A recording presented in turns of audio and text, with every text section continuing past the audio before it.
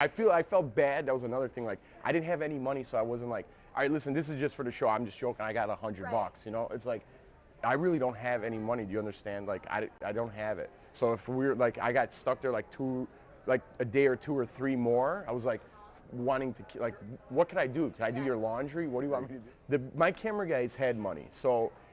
But if I was on the sidewalk, one of them would have to be. I had two camera guys with me, so one of them would have to be there to document it, you know. And one guy could go to a hotel if he wanted to.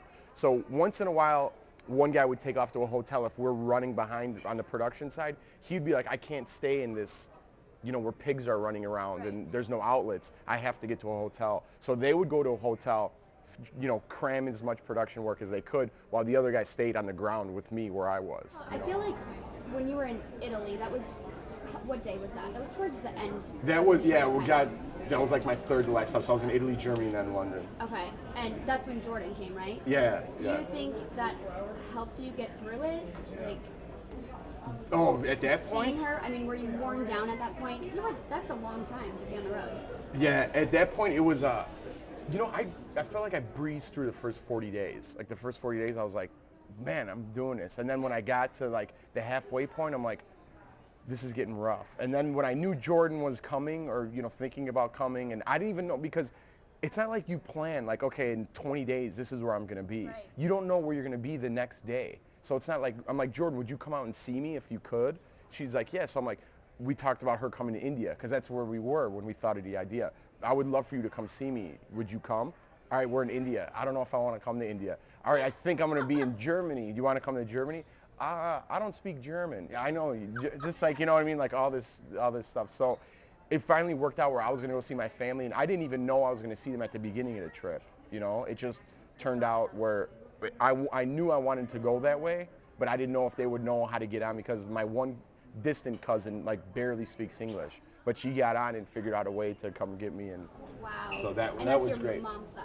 Mm-hmm. It's actually, yeah, my mom was born there in the town that I stayed in, you know, so we stayed, my cousin lives right across the street from where my mom was actually born, in that house. So it was That just had to be cool for her to see. I mean, my mom? Yeah. Yeah, she was like crying, you know, and we Skyped with some of my family back home. Yep. Or, yeah, Skyped, whatever. On the show, we couldn't say Skyped because it was like, they weren't, you know, whatever. So stupid. How did you get around that? Like, shooting permits, just with the camera there? Were people afraid of that, or did you get denied? So, you know what, rarely, I mean, a handful of times people were like, you know, you can't film here, you can't do that, you know. And then my cameraman, Joe Luca, who did Around the World Season 1, is kind of is a creator of the show. He's like, knows everything about everywhere, you know, so he knew where we could and could not shoot and get away with. And I mean, he's been to every corner of the world, so he knows a lot about and without his guidance on where to go or what not to do, you know, I would have had trouble making it too. So I mean, I had that guy, which I'm sure everybody knew that I had him with me, but people don't know what a big help he was to me, you know, in my corner, like having a guy like that speaks multiple languages, that could communicate if we needed to. And there was a lot of times where people barely spoke English, and he'd have to come through with a couple words to like make the people understand the situation, you know? Did you have, I mean, you had your computer. Did you have books or like resources? I mean, no, when we knew, like, I would call, like, I'd have like a list of people who wrote in. So I would look and see who wrote in, whatever was interesting, you know, if they're like, hey, you know, I have a 6-pack of soda, you could come to my house and I'll show you the farm. It's like, what? You know, but if someone's like, listen, we're at this and that, and there's monkeys in the backyard and stuff, I'm like, all right, you know, let's do that. I was always in like animals. I'm drifting off the subject. But, we know, you so talk about squirrels on the show. I did it, but I forgot, we were like in Siem Reap at like one of the wonders of the world, and like they're like, oh my God, check this out, and I'm like, did you see that monkey on the side of the road? And we turned around, I was like feeding the monkeys. They're like, do you know that we have like an hour to go see this pyramid or whatever? Yeah, I'm such an idiot. So anyways, where was I going with that? So yeah, so whatever the story was, the people that, you know, wrote into the show, I'd find an interesting one. I'd call about 5 of them and be like, hey, listen, this is Jeff. And they're like, oh my God, I can't believe you really called. Every single person is like, I can't believe you called. I'm like, what did you think? That you're just gonna write in and like, I'm like, is it cool if I come over? You know? And they're like, yeah, totally. But they were just like blown away that I'd call in.